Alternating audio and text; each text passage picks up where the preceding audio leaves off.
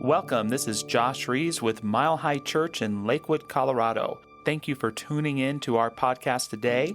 For more information about our church, please visit our website, milehighchurch.org.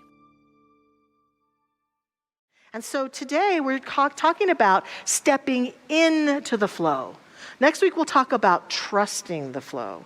But today we're stepping into it. What does it take to step into it, to consciously step into it? And I think it takes some things that we're used to hearing about around here. But the first thing it takes is exactly what Laura just sang about. A lot of times when we feel a lack in our lives, we think if I could just get something and bring it to me, if I could just get more time in the day, if I could just get someone to love me, if I could just get someone to see me and see how talented and skilled I am, if I could just get more money, if I could just get more support, everything would be fine. And what an illusion that is, because the truth is, when the infinite nature of life is providing all that good for us, and we are accountable to open up our awareness to be in receivership of it, it's really more about letting go, isn't it? So her song, first assignment for us all this week, is the mantra, I think it's time for the letting go. I think it's time for the letting go. I think it's time for the letting go. It's time for the letting go of ideas and concepts and things that no longer serve us, blocks to our awareness. And I love what Alan Cohen, the great author and speaker and teacher, says. He says, I leave claw marks in everything I'm asked to let go of. And I like that because we cling, don't we, to our mental equivalents. We cling to our ideas. We cling to our worry. If someone says, oh, I don't know if you need to worry about that, we will argue with them about why we need to worry about that, right?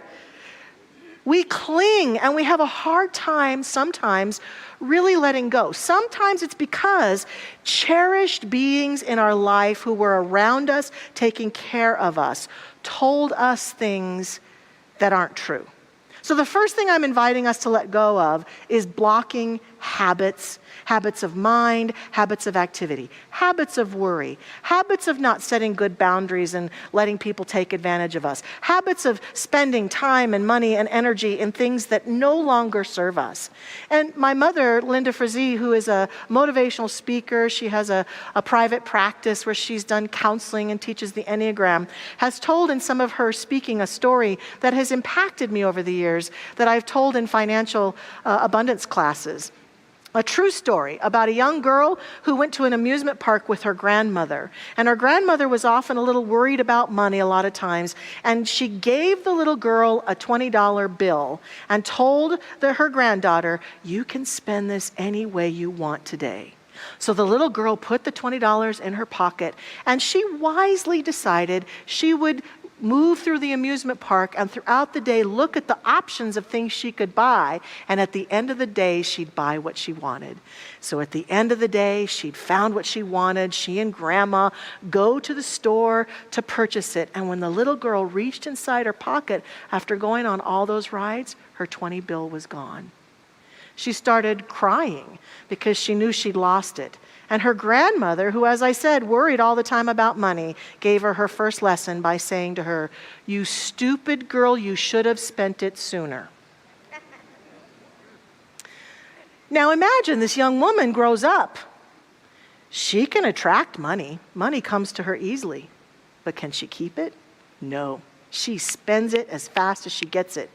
And she comes to someone like my mother to say, I don't understand. I don't understand why I can't hang on to money. I don't understand why I can't save it. I don't understand why it comes, but it never stays. And so working with someone like my mother, she discovers this memory of this story, of this key moment in her life where her grandmother, I'm sure, was thinking she was being loving and kind to teach her a lesson about money, but it was a lesson in lack, unfortunately. So this woman had to undo that lesson. She had to look at the habits she had of thinking, the habits of approach she had, so that she could change that experience and shift into new habits. Indeed, all of the research that I found said that we can't just let go of bad habits, we have to replace them with new habits. We have to find new ways to approach life, new ways of thinking, new ways of speaking, new ways of being. Our founder, Ernest Holmes, says you should forever increase this receptivity when he's talking about the flow of life, continuously extending and expanding your comprehension. So here's a good habit for us to get into practice. He says, declare 100 times a day, good and more good is mine. Good and more good is mine. There is no limit to the good that is mine. Everywhere I go, I see this good. I feel it. I experience it. It presses itself against me, flows through me, expresses itself in me, and multiplies itself around me. It's about affirming, claiming a new thought, a new idea for ourselves, which is very related to my next one, which is bold intention. So it's getting rid of habits that block us from that good and then having bold intention. As I teach classes here, one of my favorite classes to teach is our Prosperity Plus class. In it, we focus on the work of Mary Morrissey and watch videos from Mary and learn prosperity principles that are often appear at first to be related to financial abundance. But really, here's where we start. We start at looking at intention in 4 specific areas of life. We look at intention in health and well-being. We look at our intentions in love and relationships. We look at our intentions around our vocation, and we look at our intentions around time and money. And we cast a big vision. And then we talk about not only casting that vision, but then being present to that vision every day, being willing to presence ourselves and bring us back to that intention, because intention creates a container for us. Intention is one of the most powerful openings of that aperture that we've ever seen. And I love teaching it and participating in it and watching as students do that holy sacred work along with the uplift, honestly, of being generous, of practicing tithing and serving and giving time and money out to the world, and feeling all of that uplift that lifts up our intentions and helps us feel that sense of joy and abundance. It has transformed lives. And shameless plug, I will be teaching that class in June, on June 7th. So if you'd like to join me for it, please do. And this is part of why I love it. The power of intention for us individually and collectively cannot be talked of or spoken of enough. Indeed, as you came in today, you were handed a card. We call this our giving intention card, and it's a part of our yearly tradition for our fiscal year, which begins July 1st. We invite those in our community who feel as though this is their church and they want to continue to feed it with their abundance to fill out this card. And we ask you today to take this card, or if you feel ready to fill it out today and leave it, there are containers in the lobby, but take it and put it on your altar, pray over it, think about it. I want to call out, though, that this card is not just for our church. I say, firstly, this card is a bold intention for any of us who fill it out. Because what we are saying when we fill it out is, I intend to be a place where good flows. I intend to be a place where financial abundance flows. And out of that flow, I intend to be someone who shares at least a little bit of that with my church. I intend to be in the flow of receivership. So by filling out the card, I am saying yes to the infinite flow that flows through me. And by turning it in and sharing with the church and the board what we're planning to do, we're saying yes to being a place where we're giving out. And that receivership and giving completes the cycle of abundance and makes us even more available to the good that God is that flows through us. Wise Alan Cohen also says to us, do not wait until the conditions are perfect to begin. He says, beginning makes the conditions perfect. So this is our invitation for anyone who feels called to allow those conditions to be perfect. Begin for themselves. Those of you online or anyone here can go to our website and fill out the card there if you would like. It's totally up to you, and we ask you with love and joy. We'll be asking in the next few weeks for everyone to consider an opportunity to join us. And then the second part is, not only does it support us individually, we set an intention for our church. We set an intention for our church to continue to thrive. We set an intention for our belonging, and as Josh said, our ownership of this church, our partnership with Josh and me to continue to see this church thrive for ourselves and all others who come after us in the next year. So it's an opportunity to use the power of intention powerfully and consciously. And the last one is blessed forgivingness.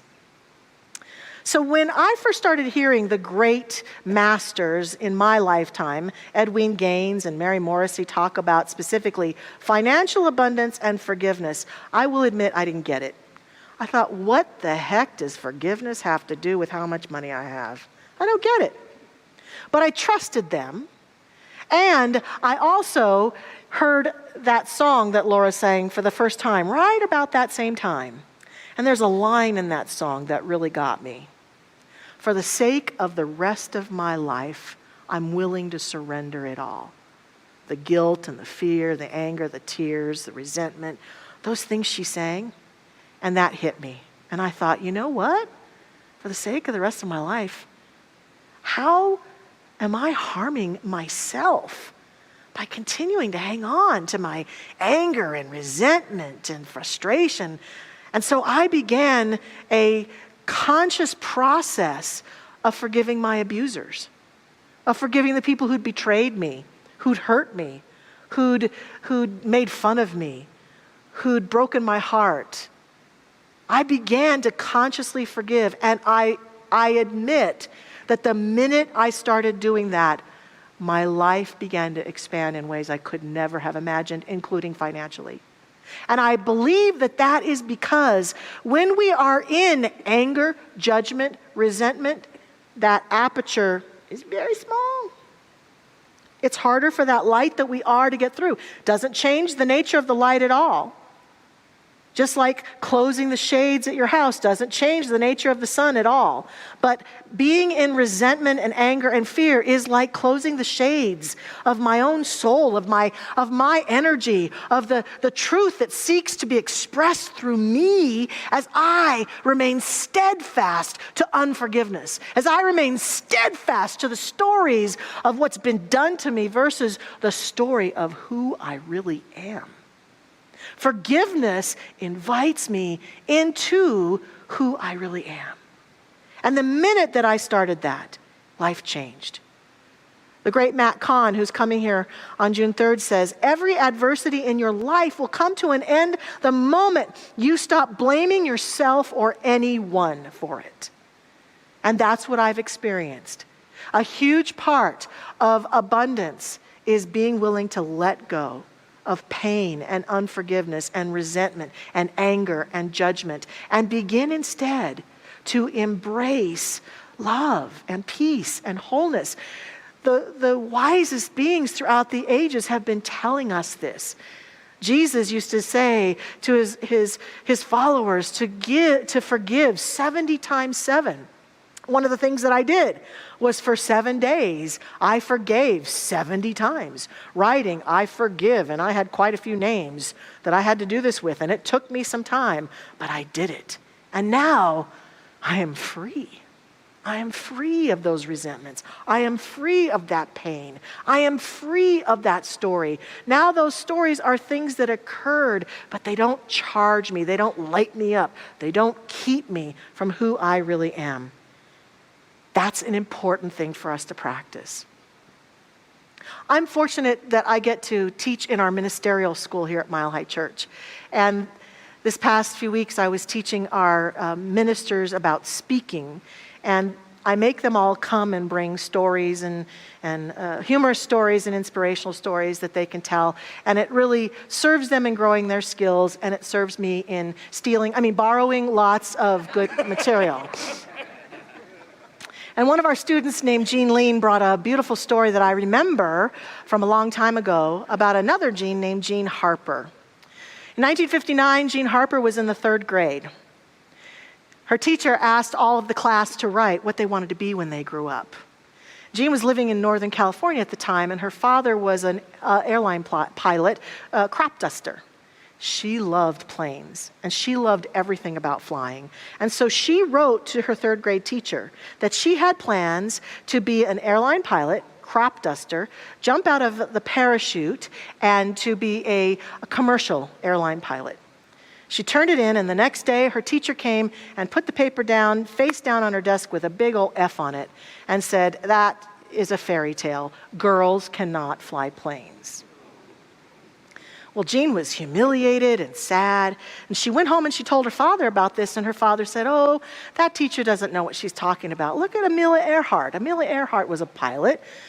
And that kind of cheered her up a little bit, but she went through her young life sort of sharing her plans every once in a while in the 60s, and people just would bat her down. That's not going to happen. Girls can't fly planes. Who do you think you are? That's never going to occur. You need something else. And so when she got to high school, in her last year in high school, her English teacher was Mrs. Doris Slayton.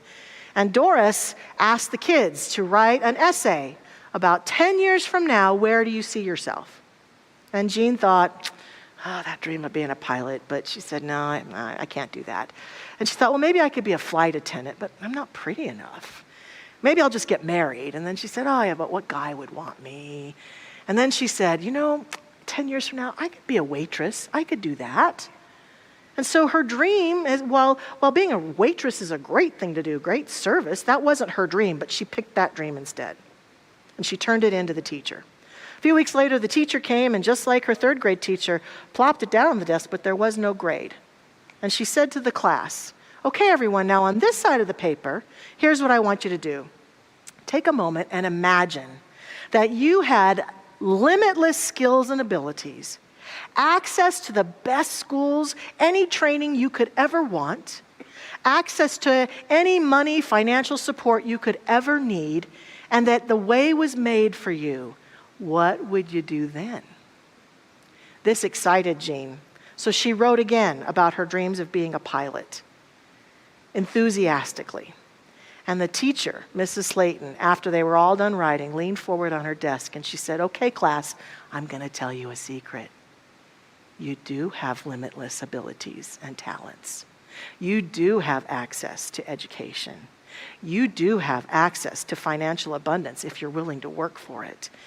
You can make any dream you want come true, but you're going to have to make it happen. You're going to have to pursue your dreams. And this touched Jean deeply. She went up to the teacher afterwards and she shared her dream, and the teacher said, well, you've got to do it. You've got to do it. This turned Jean's life around. And she did do everything that was in that fairy tale in 3rd grade. Jean Harper did do hundreds of parachute jumps. She did fly crop duster flights. She did even seed clouds. She did become a pilot. It took her 10 years of hard work. And at first it was mostly in smaller aircraft as a co-pilot. And she still had to endure every once in a while that pushback from people in her industry who said she couldn't do it because she was a girl, that sort of thing. But in 1978, United Airlines brought her on with 3 other women to become the first commercial airline pilots with their airline, and that was in the midst of our U.S. allowing 50 women to become commercial pilots. So she became a commercial pilot, and she retired in 2013. And in 2013, she flew I get the 737, was it? I think it is. I always get the aircraft messed up, and my husband will be upset because he likes me. So here's a photo of Jean, by the way, in her cockpit flying.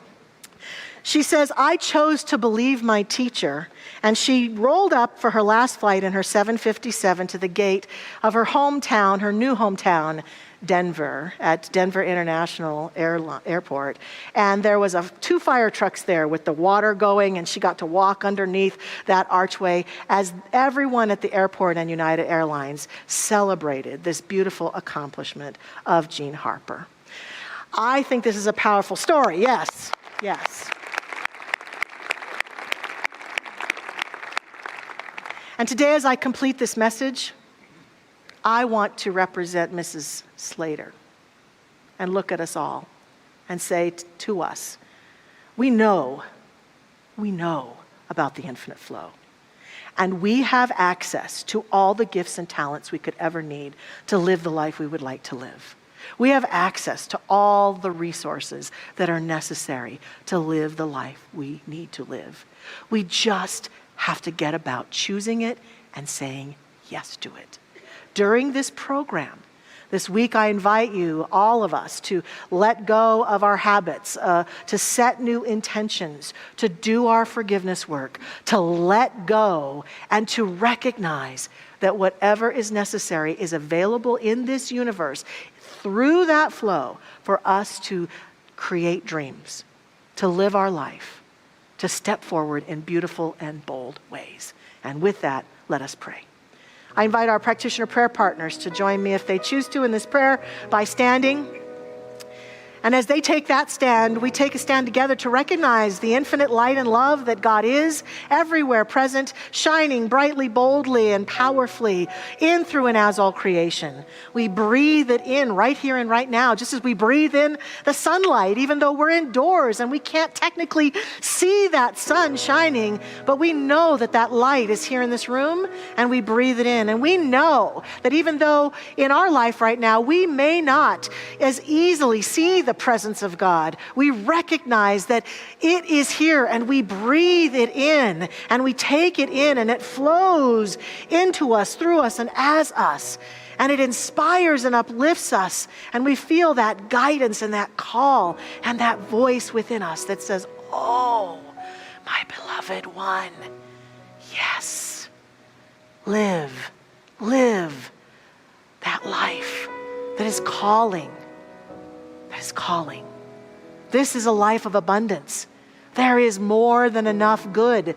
There is more than enough God. There is more than enough for any dream or desire that we choose to step into. And so we feel that holy, sacred yes calling to us, beckoning us forward into our life beyond this beautiful community, walking in a pathway of infinite abundance, choosing consciously this day to step into the flow. I accept and affirm this for each one of us now. As I give thanks that this is so, I know this, affirm this, and shall continue to affirm this throughout these 4 weeks for every single one of us, accepting passionately the truth of who we are. I let go, I let God, and I simply let it be. And so it is. Amen. Thanks for listening to the Mile High Church podcast. This podcast is made possible by the generous contributions from listeners like you. To make a donation, please visit milehighchurch.org.